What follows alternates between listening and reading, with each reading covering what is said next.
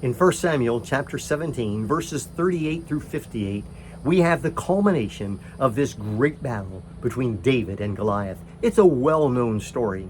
If you've never heard it before, go back and read the whole thing in 1 Samuel 17. But if you have already heard the story, you know what has taken place.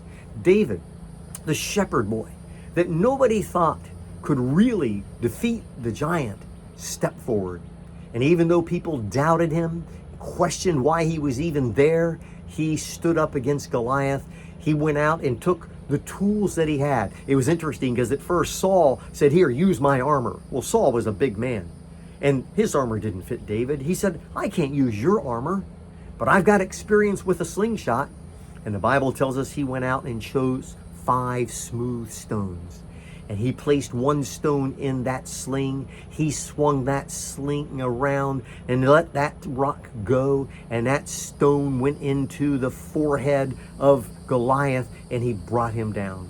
He took his sword, chopped off his head, and then the Israelites rose up. And I want to read to you what happened in 1 Samuel 17, verse 50.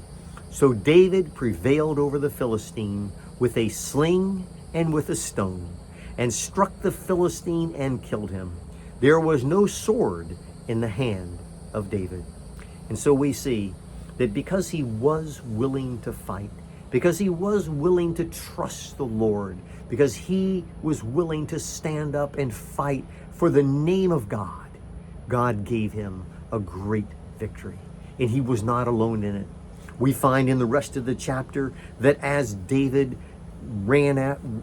defeated that Philistine and brought down that giant, that inspired the Israelites. They came crawling out of their holes and they went after that Philistine army, and God gave them a great victory.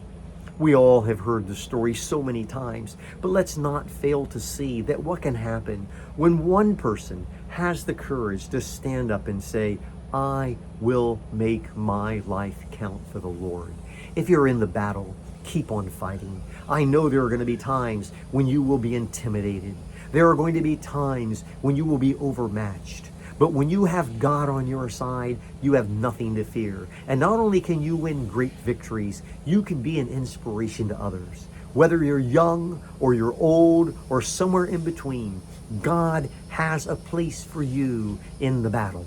And if you will be willing to surrender to Him, if you will be willing to go into battle for Him, you can see great victories in your life, and you can be an encouragement and an inspiration to others. Would you make that your prayer today? God, here I am. Use me. Take my life and let it be used to win the victory and bring glory to your name.